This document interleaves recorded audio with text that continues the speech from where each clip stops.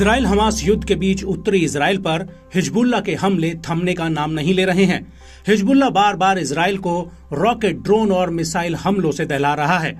इसके साथ ही लेबनान का ये संगठन इजराइल को लगातार अपनी क्षमता का भी एहसास करा रहा है और एक बार फिर से हिजबुल्लाह ने इजराइल को एक तगड़ा झटका दिया है।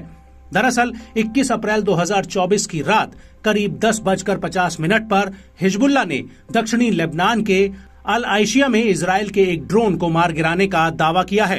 वहीं इजरायली सेना के प्रवक्ता ने भी लेबनान के आसमान में आईडीएफ के ड्रोन को मार गिराए जाने की बात मानी है।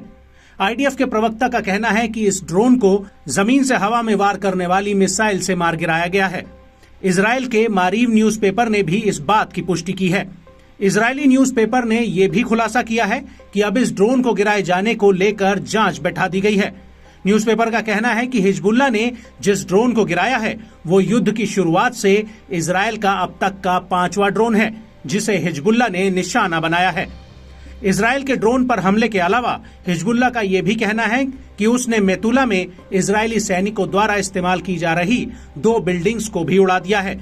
वहीं लेबनानी मीडिया हाउस अल मयादीन ने अपनी एक रिपोर्ट में दावा किया है कि हिजबुल्लाह ने जिस ड्रोन को मार गिराया है वो इजरायली सेना का हर्मीज 450 ड्रोन था और इस ड्रोन को मार गिराने का हिजबुल्लाह ने एक वीडियो भी जारी किया है। आपको बता दें कि इससे पहले फरवरी 2024 को हिजबुल्लाह ने आईडीएफ का हर्मीज 450 ड्रोन मार गिराया था और इसके बाद अप्रैल 2024 की शुरुआत में हिजबुल्लाह ने हर्मीज 900 ड्रोन को मार गिराने का दावा किया था।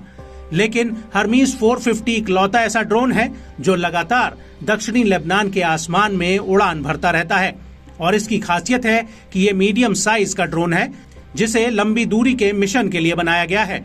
ये हवा में 20 घंटे तक उड़ान भरता हुआ 5.5 किलोमीटर की ऊंचाई तक जा सकता है। ये ड्रोन प्रमुख रूप से टोही, सर्विलांस और संचार पर आधारित है। इसमें electro optical infra sensor, electronic intelligence, electronic warfare लगाया जा सकता है।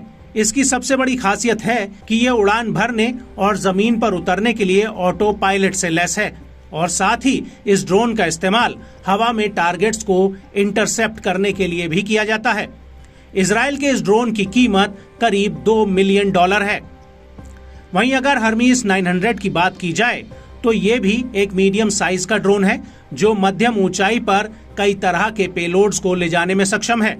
यह हर्मीज 450 का अपग्रेडेड वर्जन है। यह हवा में लगातार 30 घंटों तक उड़ान भर सकता है और ये 30,000 फीट की ऊंचाई तक जा सकता है।